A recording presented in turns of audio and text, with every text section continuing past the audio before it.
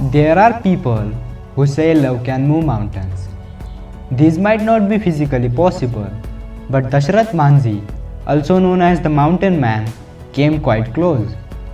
In one day of his life, his wife fell while crossing a nearby hill and hurt herself seriously. She needed quick medical assistance, but that wasn't possible due to the hill that isolated their small village from the next town. Tragically enough, his wife died from the serious injuries before Dashrath could do anything about it.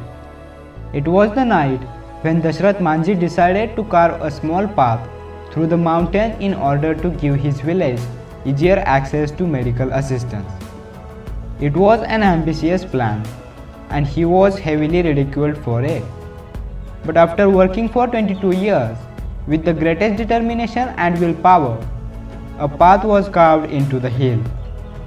Even though he was initially mocked and ridiculed for his mission to give his hometown easier access to the nearby town, he finally succeeded. His life's work helped to reduce the distance between the two towns from 55 km to 15 km, so that never again such a thing would happen.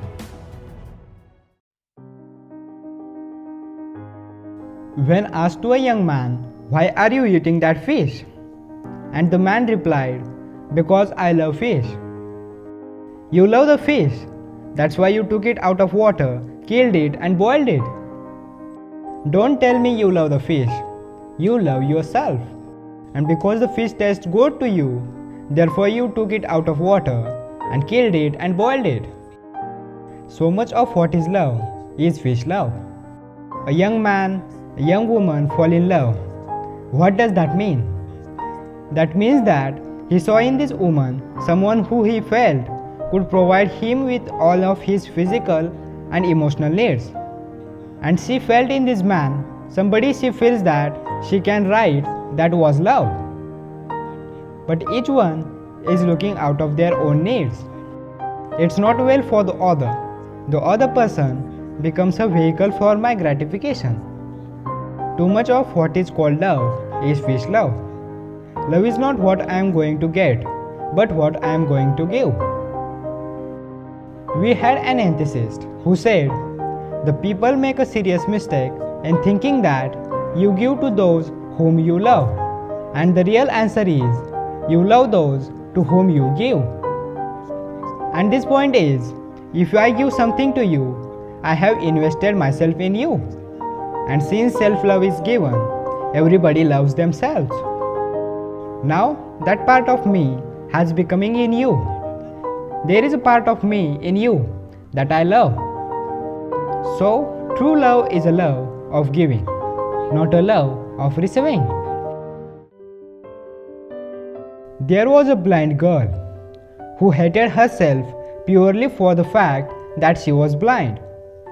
The only person she didn't hate was her loving boyfriend, as he was always there for her.